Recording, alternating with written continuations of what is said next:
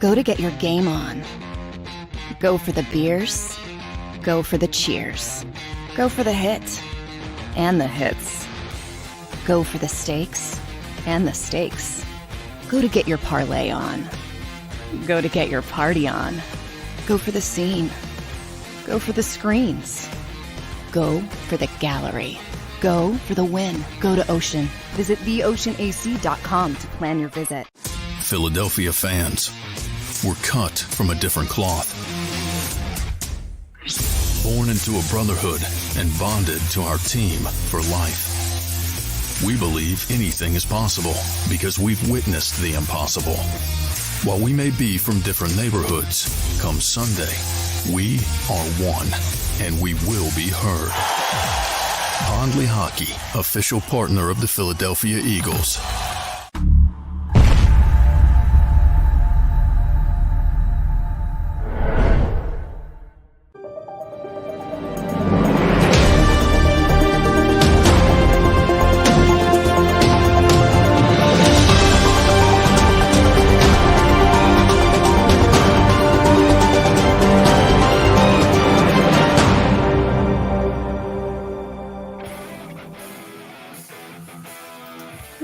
Morning, NFC East, Eagles 6-0, Giants 5-1, the Dallas Cowboys 4-2. But Tone DeShields, I think we got to start off today's show.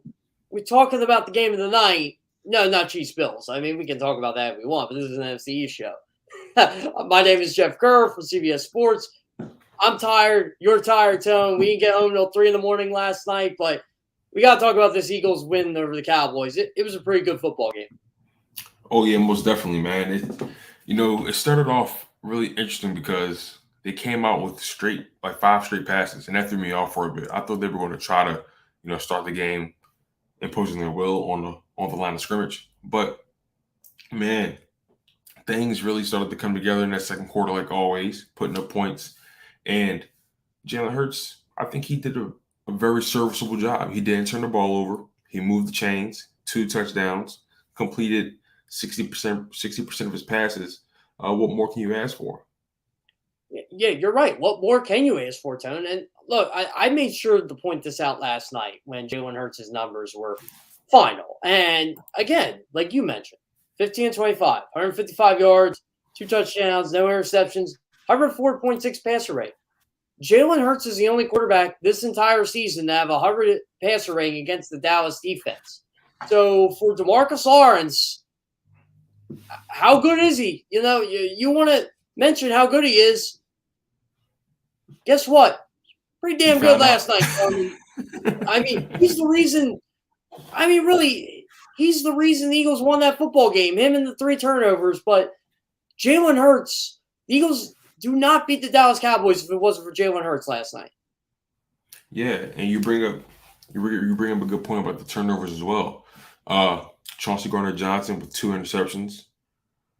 Darius Slay with an interception. They put pressure on Cooper Rush. Cooper Rush didn't get sacked, but he got moved around a lot. He got hit a lot, and he threw a couple ducks in the air, and we took him home. So, man. Just a good game. The type of game they needed to get that Dallas monkey off their back. You know what I mean? That team has been carrying them, or I guess dragging them, for a while. And now they beat them. So now you have to stack these wins. Next time you got to face them on Christmas Eve. And you got to take care of business and deliver cold. No gifts. I'm glad you mentioned the monkey off their back because Dallas did win the last 7 of 9 matchups against the Eagles. And yeah, Eagles fans don't want to hear that, but Dallas ran this division until last night. That division was the Cowboys until Jalen Hurts, Eagles offensive line, and the Eagles defense, and the Eagles running game decided, you know what? We're the better team. We don't care who your quarterback is. We don't care. Bring us your Cooper Rush excuses. That's fine. Eagles lost Lane Johnson. And I thought the statement of the game, Tone, was when Dallas cut it to 20-17. It could have been mass packed. The link was quiet. You could hear a pin drop. Philadelphia is probably quiet for the first time all weekend. But there comes Jalen Hurts. Methodical. Rushed for two first downs. 3 of 3. 30 yards on the last drive. 22-yard play to A.J. Brown. The 7-yard touchdown to Devonta Smith right after. That was the backbreaker, Tone. That 13-play drive is what championship teams do. What the Eagles did last night. You can say it was an ugly win. You could say, well, the Eagles went back into it. Yes, you can. You can. But championship teams find ways to win football games. The Eagles did. Bottom line. Yeah, think about the Arizona Cardinals drive. When they knew they needed points, they drove down the field. They killed the clock. And sure, they would have loved to walk away with a touchdown. And Jalen Hurts talked about that, them leaving food on the table. So, you know what he does this week against Dallas? He drives down the field again, really big drive, and he gets the touchdown. The learning, the attention to detail.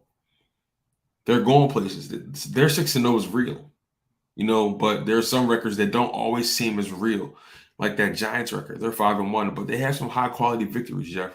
You got to give them credit for that. Oh, no. They're as legit can be, Tone. The Giants are 5-1. I mean, you got to give them credit. There's right now, I'm trying to think of teams with 5 wins in the National Football League. It's the Eagles, they got 6. The Bills, and the Giants. Oh, and the Vikings. The Vikings got 5 too. But you got to give the Giants respect. You do. I mean, they, like you said, they beat the Packers. They beat the Ravens. They beat the Titans. Packers and Ravens are 3-3. They're part of the mixed bag of NFL mediocrity. Right. The Titans are 3-2 going to the bye week, but the Giants beat them. I mean, this is a legit football team whose schedule's getting easier. This Eagles, and I'm glad the Giants are keeping this up because it keeps the Eagles on their toes, Tone. It does. The Eagles they got a 2-game lead over the Cowboys with the tiebreaker. So it feels like it's 3 games. I know it's early, but you could kind of wipe Dallas out of the division race right now. I'm not going to, but you can theoretically. The Giants, you cannot. You're not playing the Giants in December. And I didn't get to catch any of that Giants game yesterday outside of a couple highlights of the box score. But I'll tell you what, Tone, I'm really liking what the Giants are bringing every single week. It's 4-quarter comebacks by Daniel Jones. Yep. Good defense. Saquon Barkley. You know, Tone, you really got to like this Giants team, and you really got to like this coach. Yeah. Yeah, Dayball is putting those guys in position, and you can't really argue with that. You know, I have to ask you, though, is he a Coach of the Year candidate? Like, is he leading? Yeah, he is. To me, he's Coach of the Year without doubt. Who you give it to? No, I think I might have to agree with you because, you know, I'm just I'm in awe of the changes he's made in such a short amount of time. You know, I think that's the best thing about it because the whole time they had us thinking it was the talent. Well, a new guy comes in with pretty much the same roster. You can argue stripped down because they had to get rid of guys, you know, to make the cap. And he hasn't been 5-1. And they're playing gutsy. They're playing confident football. They believe in their coach. The Giants are coming. But like you said, I like the fact that the division is tougher now. Keeps the Eagles on their toes. And iron sharpens iron. That's the bottom line. Daniel Jones getting better every week. He really is. It's kind of crazy. It's all of a sudden you have a competent coach. You have a competent offensive coordinator, Mike Kafka. And this is the same outside of Evan Neal, who hasn't been good this year, the same joke of an offensive line he's played with. So it's got to be the coach, right? It has to be. And I got to mention this, Tone. I'm going to look this up right now. When we talk about the Eagles schedule, here's the Giants schedule for you after this week. At Jacksonville. The way Jacksonville's playing, that could be a win. At Seattle, that's going to be a very tough game. Seattle's a lot better than we thought. But versus Texans, versus Lions. I mean, the Giants could legitimately go into this Thanksgiving Day matchup with the Dallas Cowboys at worst 7-3. They got a bye week mixed in there, by the way. At worst 7-3. At most 8-2. I mean, this is a legit football team before they play 4 straight games against the NFC East. Oh, by the way, they haven't played the Commanders yet, and they haven't played the Eagles yet, and they won't until December. I mean, Giants got a brutal end of the season schedule in terms of division rivals and stuff, but I don't know, Tone. I think they're going to be around for a bit. Yeah, I think they can very well make the playoffs if they keep pace. They're right there. It's gonna be a tight squeeze because the Cowboys aren't just gonna go away. Dak is gonna get healthier, but like I said, the division is back. It's competitive, and so much more can be said about the Philadelphia Eagles when you think about where they were last year, where they are now. What's been something that stood out to you the most from last year in comparison to this year? Like something you saw change? The Eagles team? Yes. So I don't think Jalen Hurts has the drive he had last night when it was 20-17. I just don't think the Eagles had the personnel to do it. And I don't think Jalen Hurts had the experience is the right word for him, because it seems like all the things people said he couldn't do last year, he's doing. He's making the clutch throws. He's beating winning teams. It's these long conservative drives, and he seems to play a role in 5 or 6 plays in them. And 3rd and 4, for example, takes the ball himself, rushes for a first down. I think he does that last year, but I think he takes more time to do it. He knew he was going to call his own number on that play. QB sneak, same thing. Gets the quick first down. The pass to A.J. Brown. He has a receiver now he's confident in, which A.J. Brown mentioned. There's still a lot left for these two to accomplish, Tone. And I want to ask you, because it's always fun to ask someone else's opinion on this. I still don't think Dallas wins that game last night with Dak Prescott at quarterback. I think they might score more points, maybe, but who knows? But I don't think they win that game even with Dak as quarterback last night. Yeah, I'm going to have to agree with you because Dak didn't look too hot in game 1.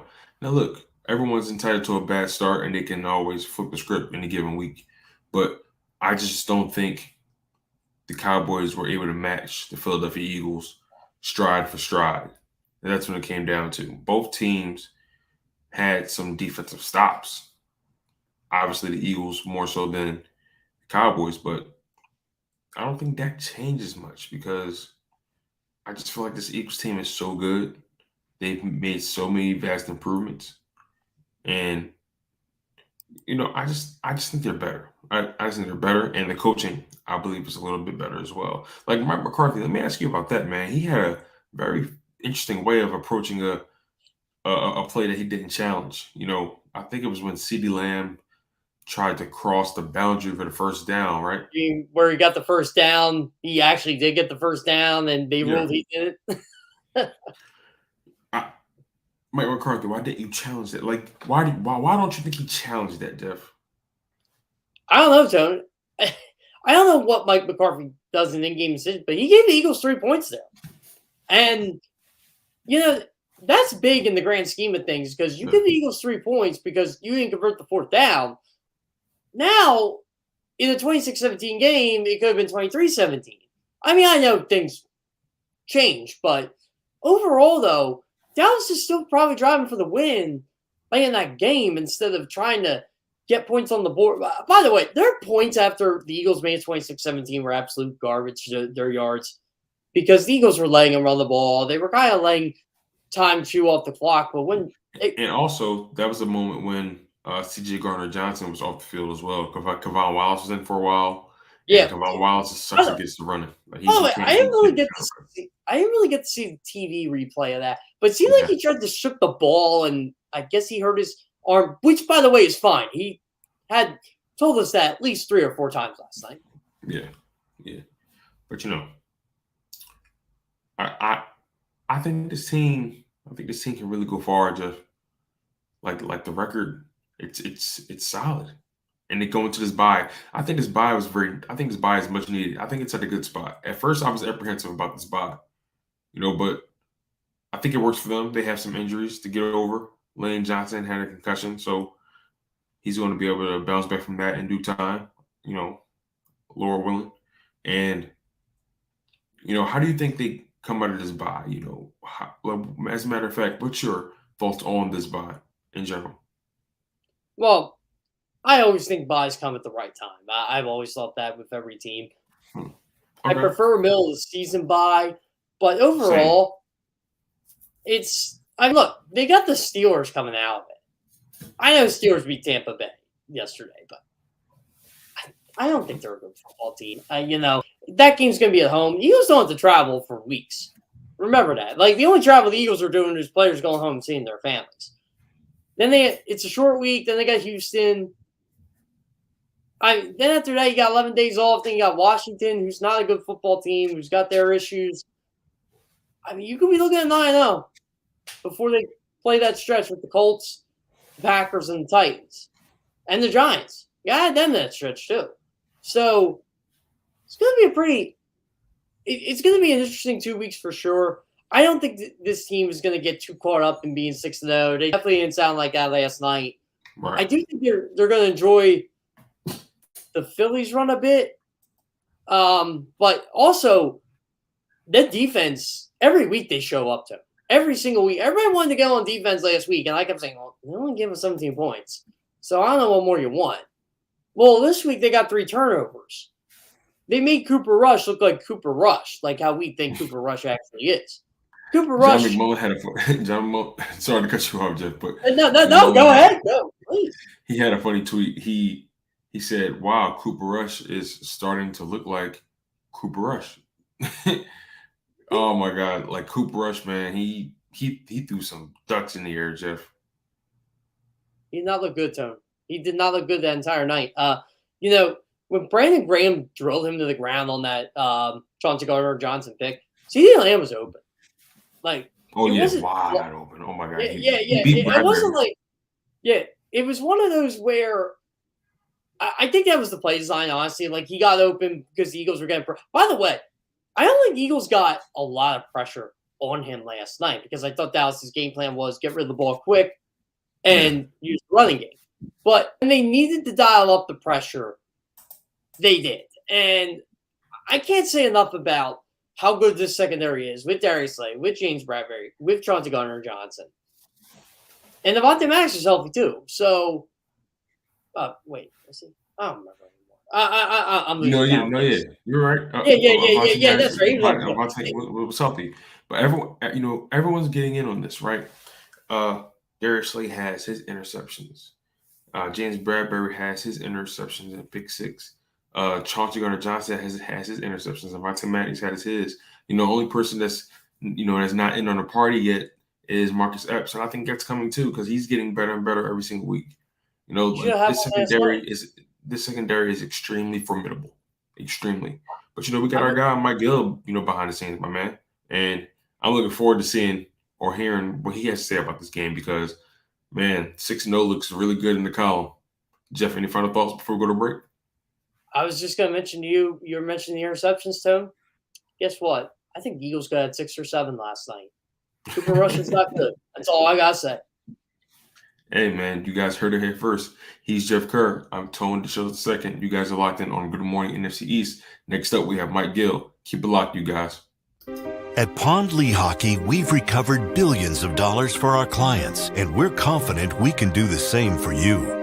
With over 250 years of combined courtroom experience, we've helped over 100,000 injured clients obtain some of the largest settlements in Pennsylvania. One conversation is all it takes to help you and your family get back on track. If you've been injured in an accident, give Pond Lehocky a call. Go to get your game on. Go for the beers. Go for the cheers. Go for the hit and the hits. Go for the stakes and the stakes. Go to get your parlay on.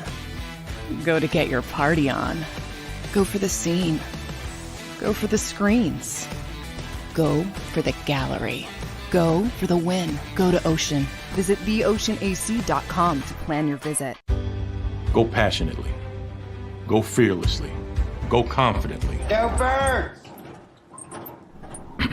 Go confidently towards your goals with First Trust, Philly's hometown bank for nearly 90 years, and the official bank of the Philadelphia Eagles. We're focused on getting you over the goal line. So go with conviction, go with trust, Go Birds! and go forward with us by your side. First Trust Bank, the official bank of Philadelphia dreams. Up and go Birds.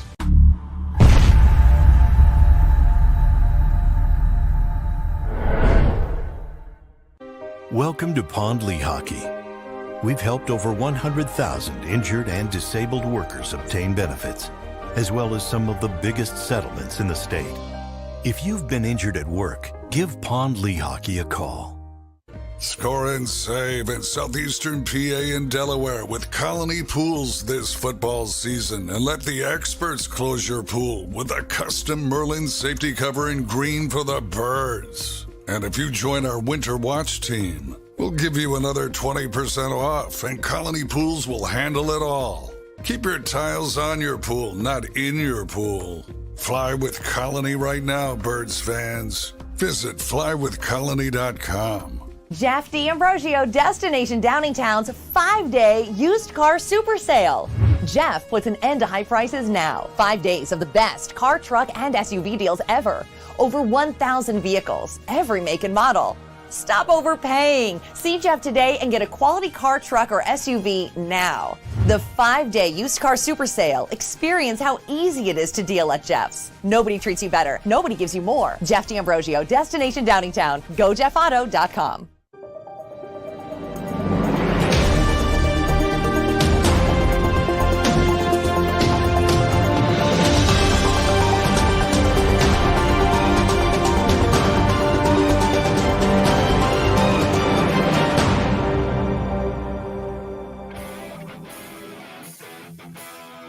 Mike Dill is in the house, ladies and gentlemen. Mike Dill. I'll tell you what, Mike. I just got back from the link at 3 o'clock. I'm probably on maybe 2 hours of sleep, and I don't know. Just by the look of your face, that looks like the face of Victory Monday to me. Yeah, I mean, another game where you win the game. You're.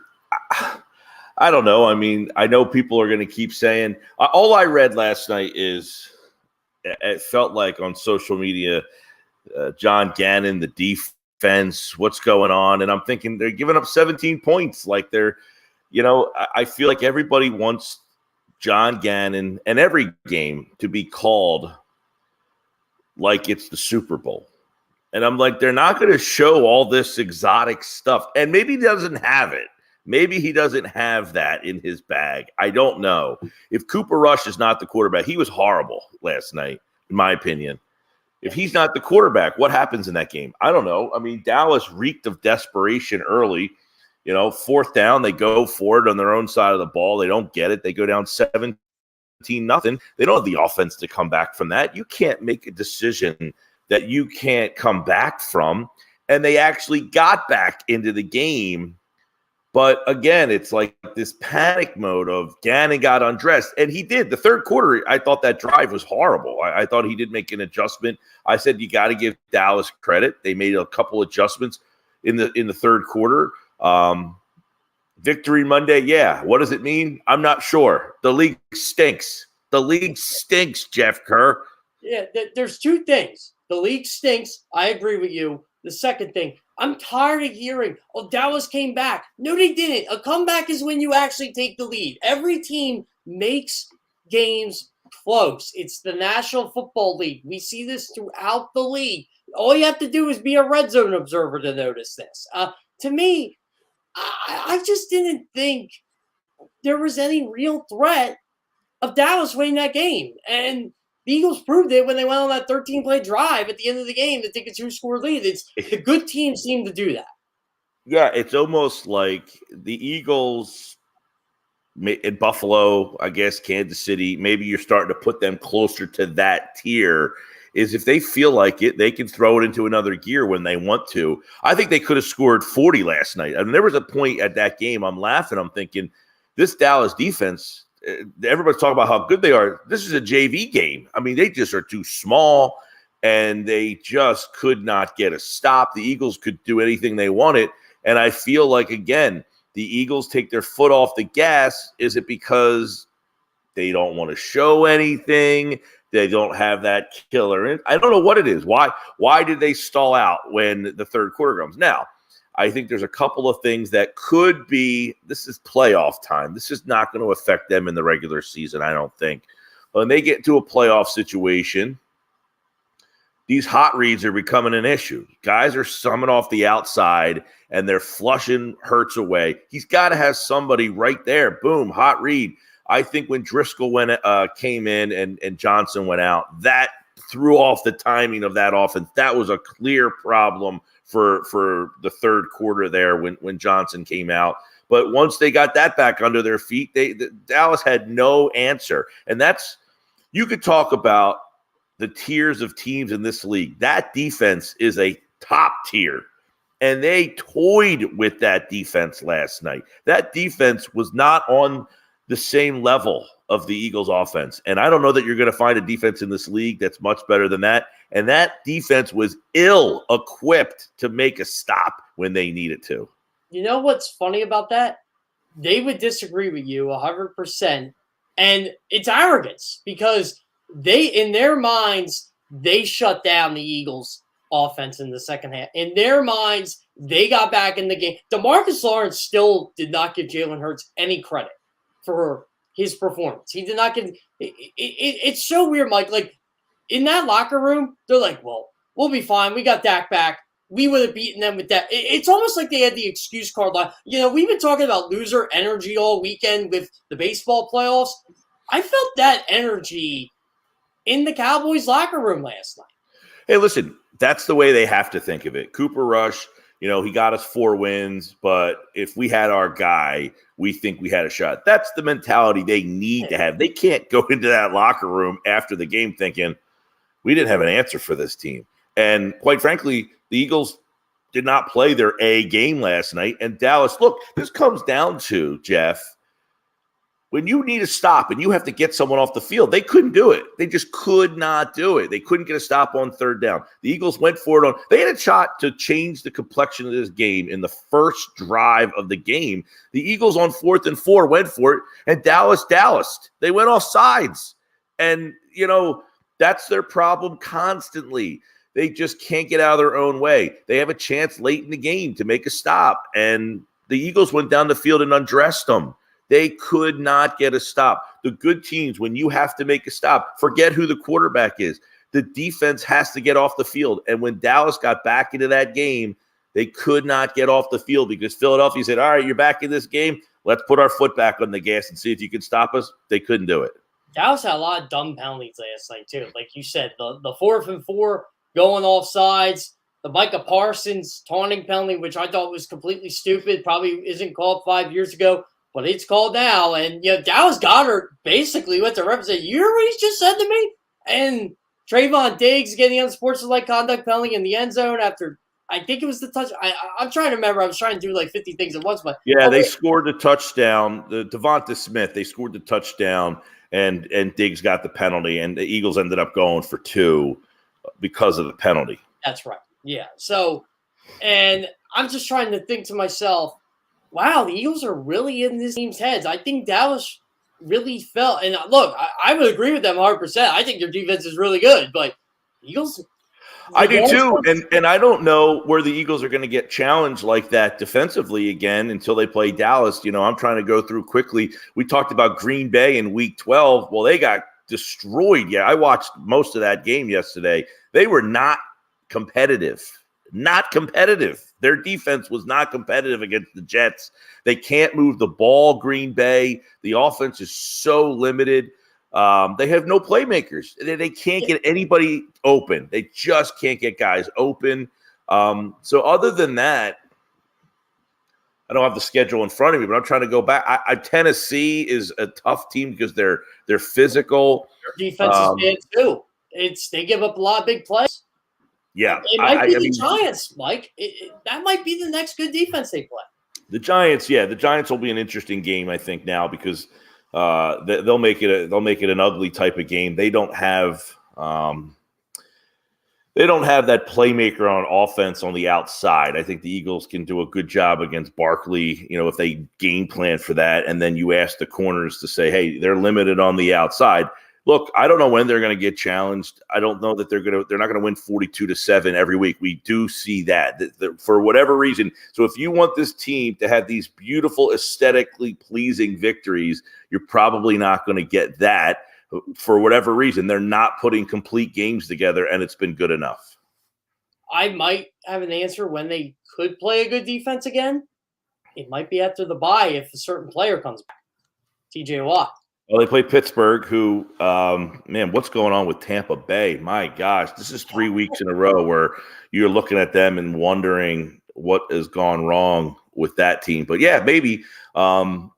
I don't know that it'll matter. I really don't. I thought Collingsworth brought it up to light last night. What are you going to do? How do you stop? I mean, I think they went after Parsons perfectly. I talked about it Friday. We had Mike Golick on my show, and he said, look, I played with Reggie White. We knew all the time he wasn't going to get blocked. People were going to come right. They're going to leave him, trying to run right at him. And we talked about it on my show that's what you do with Parsons. They highlighted it all night. Parsons didn't know what was going on. Now, I think he settled in and had a little bit better impact. But look, in the end, they could not get a stop. That's what it comes down to. You got to get stops. If you want to come back in that game, you could have Roger Staubach playing quarterback. If you can't get a stop, it doesn't matter. Cooper Rush was bad last night, but their defense, when they needed them the most, could not get off the field. And their defense, even with Dak Prescott, is the hallmark of that team. And if their defense can't get off the field, it doesn't matter who the quarterback is. And they could not get off the field when it mattered most. They had a shot to win that game last night. They were down. Give them credit. They fought their way back, but their defense let them down. Here's another aspect about this Cowboys defense. And again, very good defense. They force a lot of turnovers. They did not last night. I think this is why the Eagles are 6-0. When was the last time the Eagles had a turnover? Was it Jalen Hurts' pick six against Jacksonville 2 weeks ago? Who'd they play last week? Arizona. I think Arizona got – no, the Arizona, I think, had an interception early in that game. Yeah, but it was taken back. Oh, yes, that's right. You're right. That gets Arizona. No, I mean, look, the Eagles aren't turning the ball over. They're causing turnovers. That's the thing. I used to do a show with Darwin Walker, who played for the Jim Johnson defenses. Legend, by the way. I love Darwin Walker. Darwin was great, a defensive tackle, and he used to say all the time, Mike, these fans, all they care about is sacks. And when you look up at the scoreboard, Jim Johnson would say, don't let that score get over 17. I don't care how we get there. I don't care how many yards you guys give up. I don't care what they do. Don't give up more than 17 and we'll win most games. That's what's going on right now. People are getting so frustrated with the defense and, Dallas went right down the field. The scoreboard said 17. And I know Dak Prescott didn't play and Cooper Rush isn't any good. But at the end of the day, they gave up 17, and that's the recipe for most defenses to win. If you give up 17, you're going to win most weeks, especially with this offense. So you can be as frustrated as you want to be. If the scoreboard only gives up 17 points, they're going to be tough to beat. Yeah, Cooper Rush, too.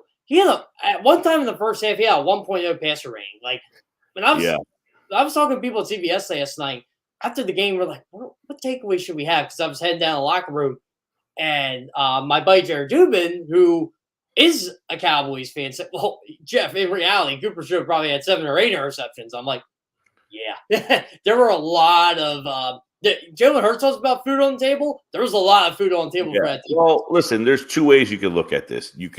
What a lot of Eagles fans want is you want to rush and blitz and force him into mistakes, Or you put coverage and make him try to make reads that he probably can't make and throws into coverage that he's probably going to get picked. So do you want sacks and rush him, or do you want him to be confused and end up with interceptions? Well, how many interceptions did he have last night? 3, 4? He could have had 7 or 8. So it's just a different way to get to the same result, right? We like the aesthetically pleasing sack. John Gannon chose to make him read coverage, and he couldn't do it last night. Does it bother you the Eagles don't seem to make the halftime adjustments right away in the third quarter? It feels like the third quarter. Everybody wants to talk about their second half, but it feels like the third quarter is the quarter to me where teams kind of creep back into these games. Does it bother me? I don't know, man. It's tough. This team, it just seems that they're so much better. And I hate to say that. Like, I don't want to be, but the talent disparity, like this team is good. They're deep. You know, it's like watching a good basketball team and you're like, man, they just roll guys off the bench. There's 8 deep, you know, they're 9 deep, they're 10. You know, it's like a good hockey team that just rolls 3 lines out at you. They're good. They're deep, and they're not going to play. Now, you would say if you want to win the Super Bowl, you got to play a full 48-minute game. You got to play you can't have these lapses. Maybe you can. Who knows? I mean, look, we just seen with the baseball team right now. It's what happens on that day. This game's over. You move on and get ready for the next team. And it matters what kind of matchups they have. What talent do they have to match up with your talent?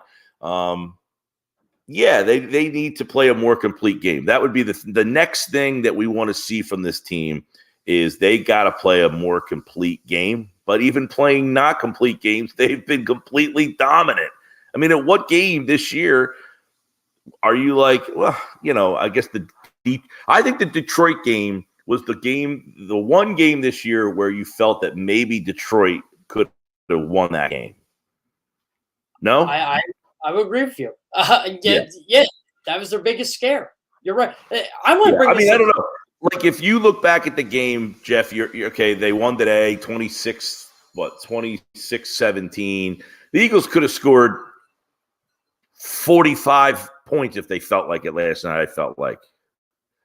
Oh, I agree. Yeah, I definitely felt like, as Jalen Hurts said, there was food left on the table. They could have moved the ball at will if they wanted to. I mean, it really could have been, you know, 23 and a half, could have been 30-3 a couple times. Like, there were guys open on some of those plays, and there were lanes created.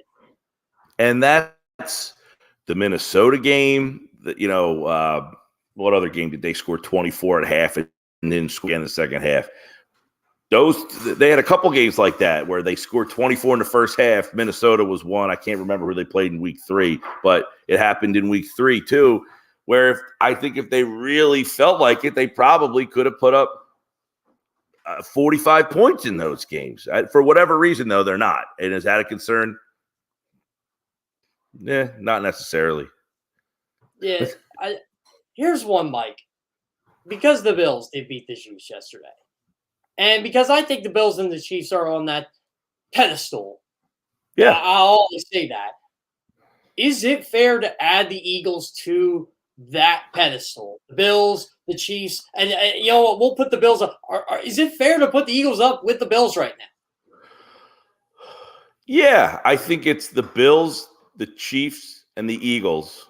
However you want to rank them. If you want to go 1, 2, and then there's a little drop to 3, if you want to do that. The fourth team is way off the blip, way back there. And quite frankly, I don't even know who the fourth team in the conversation is. I don't.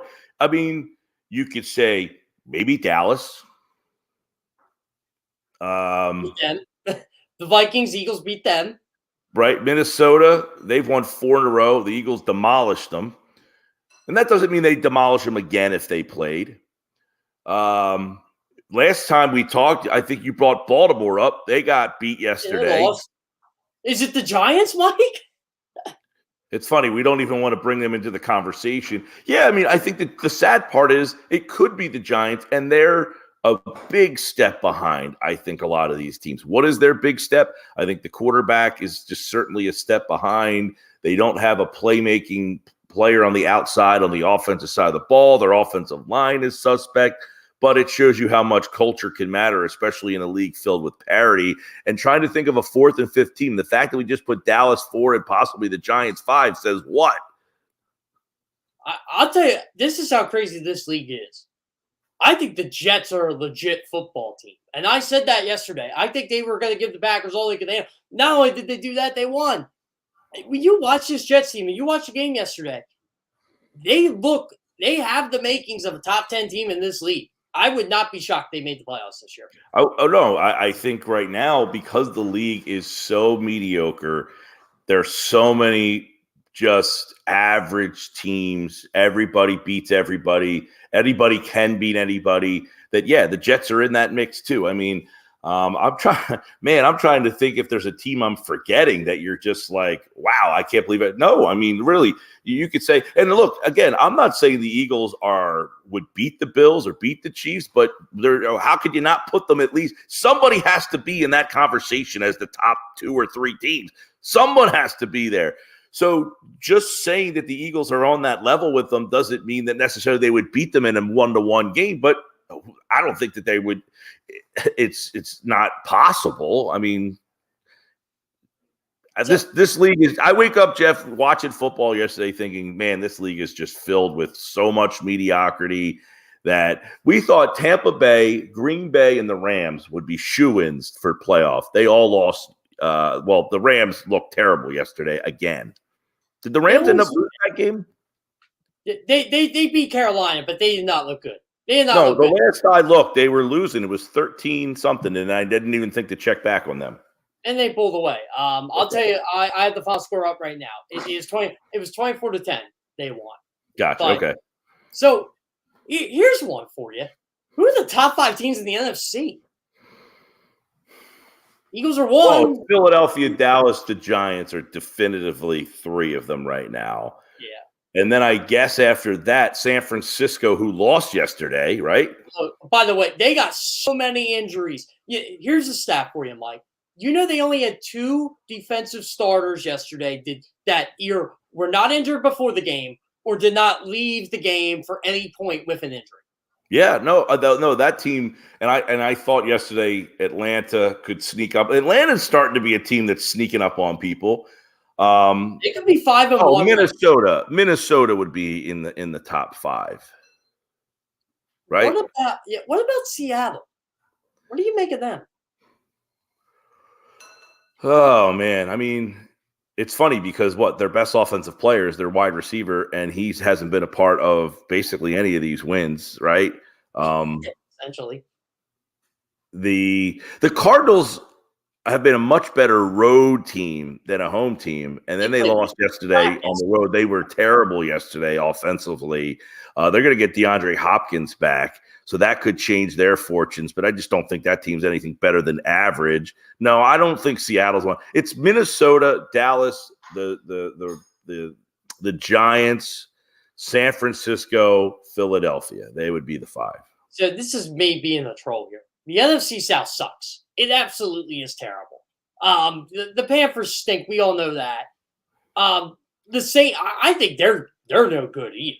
But they're in it. The Falcons are more than in it. They're a rough in the passer penalty from pretty much being in first place in that division right now. And you got the NFC North, who's got the terrible Bears. The Lions can't win a game all of a sudden. They never can. And Packers look bad. I mean, the Vikings may run away with that. Well, listen, the Saints played yesterday with no Olave, Michael Thomas was out, and no Jameis Winston. And they ran the ball for 230 yards. Right. Well, let's see what happens when they get that full brigade back. They could slip it. I'm not saying they're good. I'm just saying they could be one of the 5. Look, this is every week. It's this team wins. Well, you haven't played anybody. Well, you beat this team. My buddy says to me last night that he was betting Dallas because he thought that they had played a tougher schedule. The Eagles haven't beaten anybody, so I'm going to bet Dallas. I said, well, nobody's beaten anybody. Dallas beat the Rams, who can't get out of their own way right now. the Bengals, who don't look the same. And other than that, they beat the Giants. I don't know. Yeah, it's Mike, it's really fun. Baseball and football are starting to have a lot of comparisons this year. I was that guy who detracted the Mets, detracted the Braves. Well, who have they really played? You play the Marlins, you play them. You're beating the teams you're supposed to beat. Let's see what happens if you play a team with a pulse. And look, they're out now because they play teams with a pulse. And it's kind of like that with football. Like, I feel like the Eagles are beating good teams. The Bills are beating good teams. Kansas City's beating good teams. Outside of that, who's beating who? Nobody's beating anybody. When the Bills beat the Chiefs yesterday, that's about the only game you could say, all right, now that's a game that I know you beat a good team at the end of the day, right? I mean, Buffalo going on the road to beat Baltimore 2 weeks ago, you thought, okay, and then Baltimore, look, if baseball shows us anything, I said this all year, like the Padres were 5-14 against the Dodgers, and then they played them in the playoffs and they knocked them out.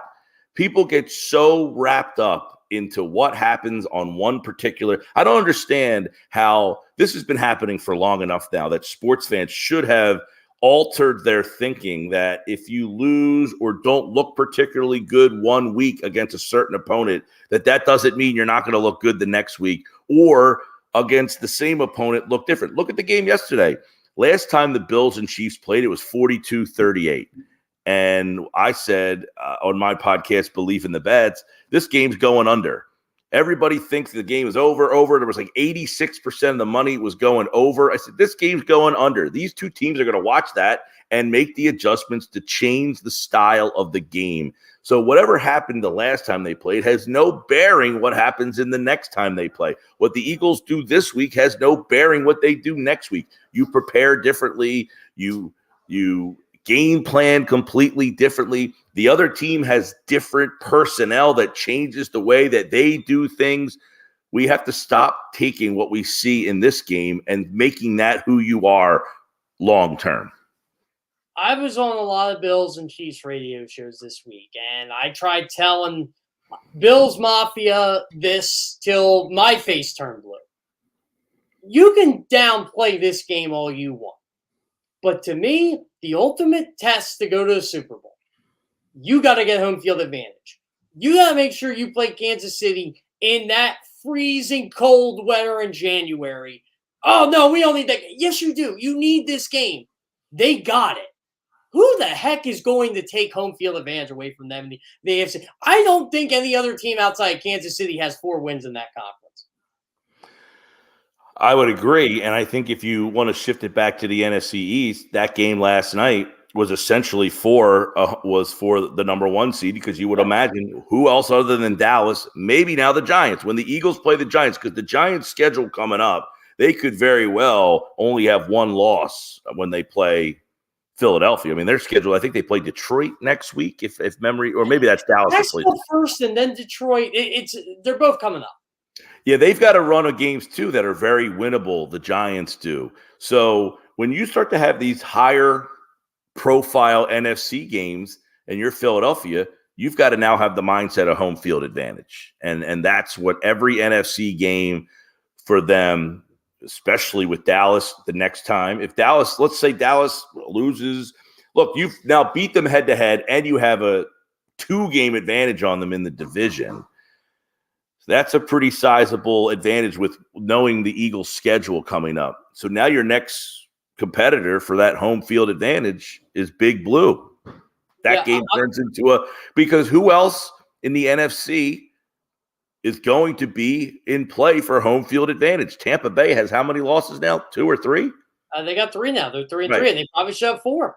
Yeah, exactly. So I can't think of another team that is going to be within an earshot of them for that number 1 seed. But you're right about Buffalo. All these games now are all about getting home field, because that is a sizable difference maker when trying to get to a Super Bowl. Because you go back to 17, I don't know, and this is why Carson Wentz does get a lot of credit for that run.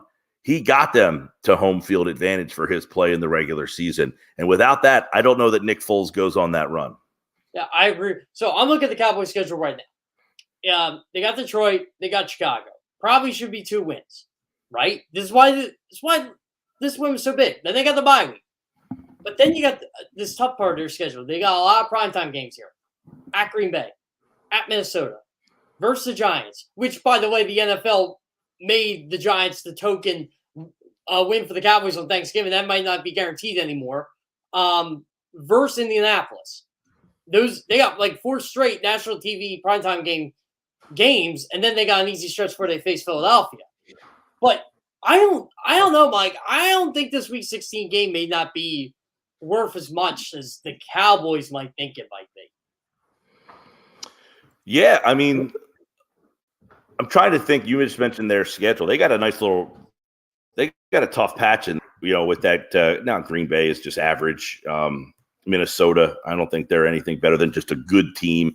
But yeah, I thought last night was a really separator of these two teams. Philly now takes the 2-game plus they have the 1 game. And I don't know.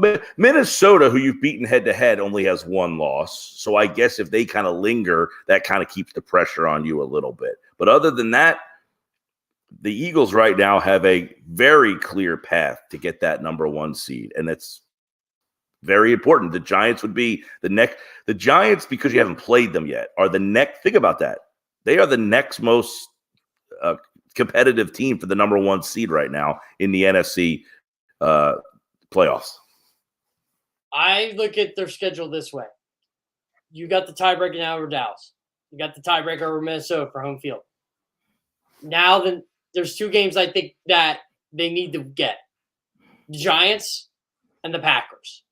If they do that, I don't care what they do. I think they're going to be home field in the NFC, and they're going to get that bye. And Philadelphia is going to be as loud, if not even louder, than it was this weekend. Citizens Park. Yeah, and you have the Packer game is a Week 12 game. It's at home. I think it's a Sunday night. So that will be the Black Helmets. There you go. And then the Giant, you have that one stretch. Philadelphia has one stretch late in the year with 3 straight road games. That'll be interesting to see how they navigate their way through that. That's a spot where they could potentially, you might be 2 games up in the NFC and maybe have a week where you kind of lose focus on a 3rd straight road game. It's like Chicago, the Giants, and somebody else is in there. I don't remember who. There's 3 straight. Dallas. Are they home against Tennessee or are they away against Tennessee? I think they play Tennessee at home. Yeah. Yeah, I'm trying to remember who. Oh, yeah, because they play Houston on the road. So, yeah, Tennessee's definitely at home. Yeah, I'm trying to think. But, yeah, you're right. That Giants-Chicago stretch there. I mean, look, look, it's National Football League. You're going to lose games you shouldn't. But if we keep looking, it's like the Eagles are just that much better than the next couple teams they're facing, Mike. It's absolutely crazy. And listen, I watched a lot of Giants yesterday. The 2 games that were on in our market were Giants and the Jets. So I had both them on at the same time. But I had the sound on the Giants game. And, what the Giants are doing right now, again, they don't have this flashy playmaker. I like the way, though, they got Wan'Dale Robinson involved. It's the first time I think he's really played for them. He gave them a little bit of speed from the slot, gave them a little something. I think the problem the Giants have when matched up with the Eagles is their offensive line. Their offensive line is still a little bit of an issue. They had some problems yesterday with Kenyon Drake. They could not stop the run yesterday. So I think the Giants are going to have some issues in that department. But right now, sadly, they're the next best competitor. Who would have thought that after 6 weeks? Mike Gill, I'll be on later tonight. I promise I'll be up a little better. I promise my eyes will look better. I need to catch some sleep, Mike, and I'm sure you do too, my friend. Listen, I know somebody who went to the Flyers game Thursday, the Phillies game Friday, the Phillies game Saturday, left the Phillies game Saturday, went to the Flyers game Saturday, went to the Eagles game last night, and he's already up and watching us right now. That's dedication. Let me tell you, just going all those sporting events is dedication. I went to the Phillies game Friday, and covered the Eagles game last night, I thought that was enough. I got to give him credit there. Listen, Tuesday night, the Flyers play, the Sixers opener, and the Phillies have their opener. This is a perfect week for the Eagles to be on a bye. Literally, this is the best week possible that the Eagles could be on a bye. The Phillies have the National League Championship week all to themselves. And, I thought Dallas week kind of got lost in the sauce a little bit last week. So the fact that there's no Eagles game this week, I think it's worked. You could not ask for a better scheduling situation with the Phillies getting this highlighted all to themselves. Because quite frankly, and good for the fans, the baseball playoffs, National League Division Series, it should have kind of overshadowed a football regular season game. Even with it being Dallas, the Eagles now have this bye week. They can kind of go into hiding, and the Phillies will own this week all to themselves. The Sixers opener on Tuesday is going to get lost in the sauce. I can tell you that much. Yeah, and the Sixers are good. That's the irony of it. I think they're going to be a really good team this year, too. But you know what, Mike, you're right. It didn't feel like Dallas week at all for most of the week until Sunday, so I would agree with you. But, hey, you know what? When the Eagles do come back, I think they're going and look, the Phillies may still be in it, but I think the Eagles are going to have all the attention that they deserve because they're the only unbeaten. Once again, Mike Gill, always a pleasure, my friend. I'll talk to you at 5:30 tonight. All right, everybody. See you. And, guys, I want to wrap up the show really quick here.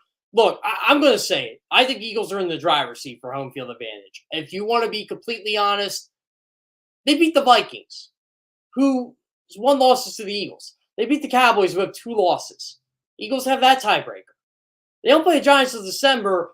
I don't know Giants are going to be – they going to keep pace with the Eagles? I don't know. I guess we'll have to see next week. I mean, what the Giants are doing is incredible, but the NFC stinks. It really does stink. There's no reason the Tampa Bay Buccaneers should lose to the Pittsburgh Steelers. And Mitch Trubisky. Not even Kenny Pickett. But they did. There's no reason the Green Bay Packers should lose to the Jets, even though I thought the Jets would give them a challenge this week. But they did. Eagles aren't losing these games. They're not. They don't have a bad loss because they don't have a loss. We're going, oh, they let Dallas back in. No, they didn't lose. Yeah, the Eagles have their flaws. They have flaws in the second half. They have flaws within game adjustments. They take their foot off the gas. They leave food on the table. But at the end of the day, they win. When push comes to shove the last 2 weeks, they got it done, what they needed to get done. And they're 6-0. And we'll see what happens after this bye week. We'll see how they rest. We'll see how they recover. Pittsburgh, Houston, short week. 11 days to Washington. And then you got this stretch all of a sudden that's just back to what we thought it was at the beginning of the season. Indianapolis, Green Bay, Tennessee. It's going to be a fun ride, Eagles fans. It's going to be a fun ride for this division. We're going to talk a lot of Eagles this week. We're going to talk a lot of Giants this week.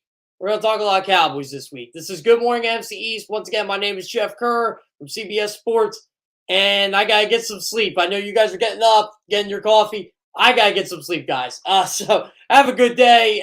Birds 365 with Jody Mack and John McMullen, who was at the link with me last night, coming up next.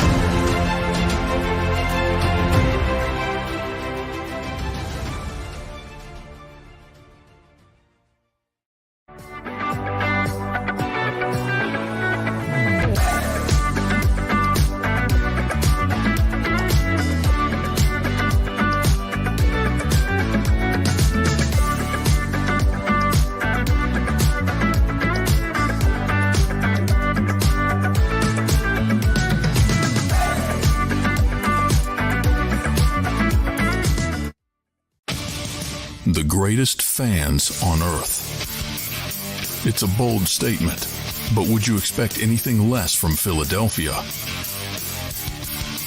58 years of heartache creates a toughness, a grit, a resolve not found in most. Sure, our prayers were answered, but now that we've had a taste, we're looking for more. Pondley Hockey, official partner of the Philadelphia Eagles.